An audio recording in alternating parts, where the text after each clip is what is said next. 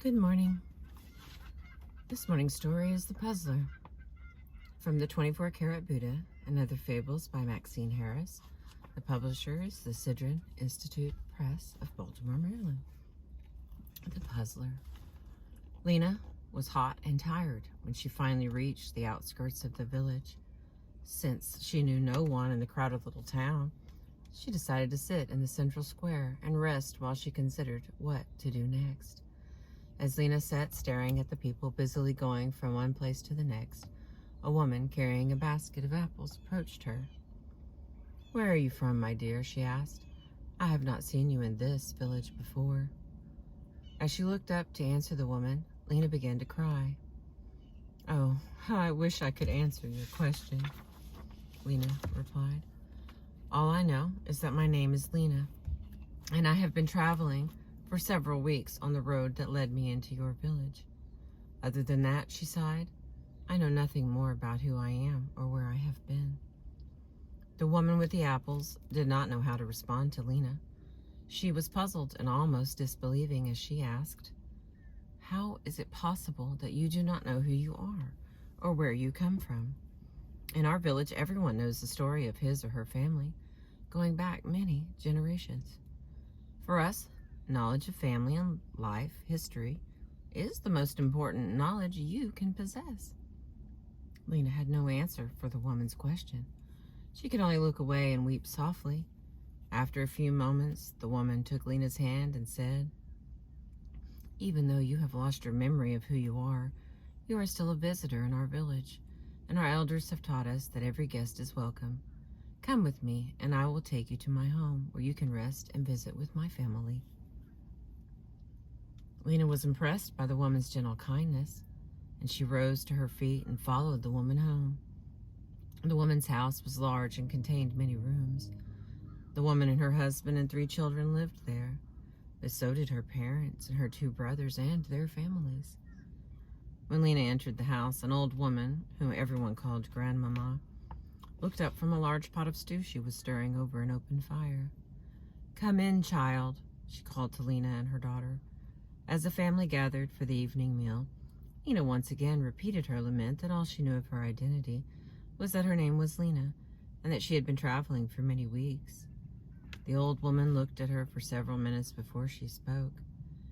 "It is a terrible thing to have no knowledge of who you are. If you feel ready to discover your own story," the old woman offered, "I think I know someone who might be able to help. At the far side of the lake lives a powerful magician. He has the ability to construct a puzzle unique to each individual that tells the story of that person's life." Lena could hardly believe what she was hearing. Could there really be someone wise enough to finally tell her who she was and where she had come from? "Of course, I must go and see the magician at once." "Are you sure, my dear child?" asked the old woman, with more than a little caution in her voice. "Some have gone to ask the truth of the magician, only to wish they had not." "I must go," cried Lena. "Not knowing is worse than anything I might discover from the magician's puzzle." "Very well," said the old woman. "Take this note to him if you must go, and he will create the puzzle that will answer your questions." The next morning, Lena set off with Grandmama's note to find the magician on the far side of the lake. After several hours of walking and climbing, Lena approached a small hut on the water's edge. "Is this the home of the magician who has the power to reveal the story of my life?" she called out. After several minutes, an old man emerged from the hut. "Who are you?" he demanded. And with his question, all of Lena's confidence disappeared. She began to cry. "That is just my problem. I do not know who I am. All I know is that my name is Lena, and I have been traveling for ever so long." With that confession, she handed him Grandmama's note and sunk to the grass by his feet. His voice became gentle, and he offered his hand to Lena. "Rise, my child. It is a terrible curse to be without a sense of who you are. Come into my hut, and I will see if I can help you discover your identity and where you come from." As they entered the hut, Lena adjusted her eyes to the dim light. All around her, she became aware that puzzle pieces of every size and color were laying on every table and counter in the small hut. "What are all these puzzle pieces?" Lena asked, not sure how all these pieces might help her discover her identity. "Why, these are the pieces of people's lives," laughed the magician. "You did not think I would just answer your question for you, did you? Oh, no, no, no, no. All I can do is give you the pieces that tell the story of your life. It is up to you to put those pieces together." At first, she was disappointed that she would not have her answer right away. But within seconds, she turned to the magician and pleaded with him to create her puzzle as quickly as he could. "My, you are an impatient young woman," the magician sighed. For over the years, he had been asked to construct puzzles for others who had come with the same enthusiasm and eagerness. I will make your puzzle in due time, but you must be sure in your own heart that you have the will and the courage to put the pieces together once I have cut them out." "Of course I have the will," declared Lena. "What could be worse than not knowing who you are?" "What indeed?" replied the magician as he wistfully picked up his tools and began to cut the pieces for Lena's puzzle. For many days he worked quietly while Lena sat in the hut or walked around the lake, waiting anxiously for her puzzle to be done. After 15 long days, he looked up from his work and declared to Lena, "Your puzzle is complete. I have done my part. Now you must put the pieces together and reveal the true story of your past and your rightful identity." With that solemn offering, he put the pieces in a leather sack and handed them to Lena. "May God be with you, my child, and may you find what you seek." Lena could hardly wait to begin the task of putting the puzzle together at last. She thanked the magician for his kindness and hard work and headed back to the village to find a quiet place where she might assemble the pieces of her puzzle. She found a small room with just a large table and a bed, and eagerly began to look at all the beautiful pieces the magician had placed in the leather sack. There were hundreds of pieces of all sizes and shapes. Some were very small, while others seemed so large that she imagined they would dominate the puzzle itself. Slowly, methodically, Lena began putting the pieces together. At first, she could not make out any definite shapes, but the more she worked, the more images from her past began to emerge. The first part of the puzzle to be completed revealed a large castle set on a hillside.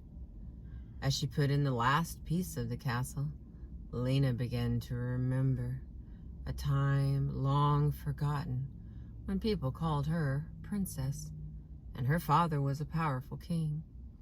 The more she saw, the more eager Lena was to complete the puzzle and recapture all of the stories of her past. She worked on her puzzle day and night, stopping only briefly to eat and sleep.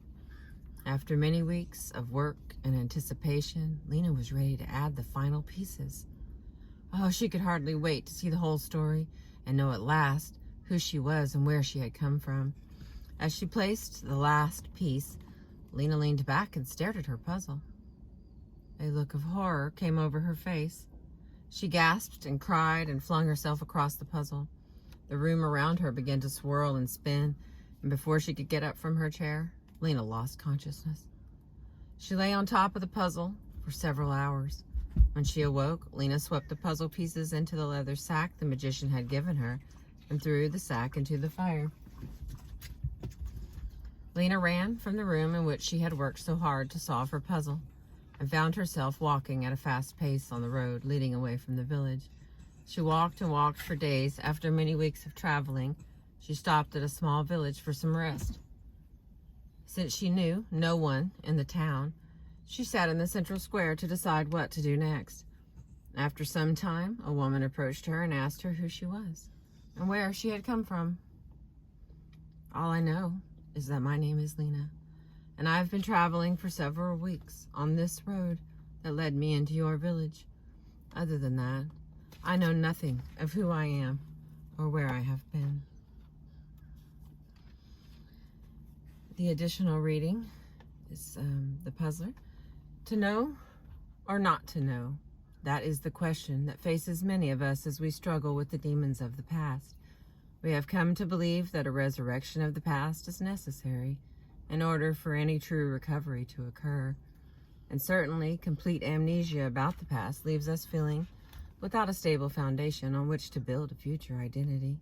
Yet many have uncovered realities about the past that make living in the present painful and at times almost impossible. How much to uncover about a traumatic and torturous past is something that each individual must decide for him or herself in pursuit of recovery. There is no solution that applies universally to all. Rather, the answer lies in the heart of each individual. Thank you for listening this morning. And that was my dog Zorro in the background.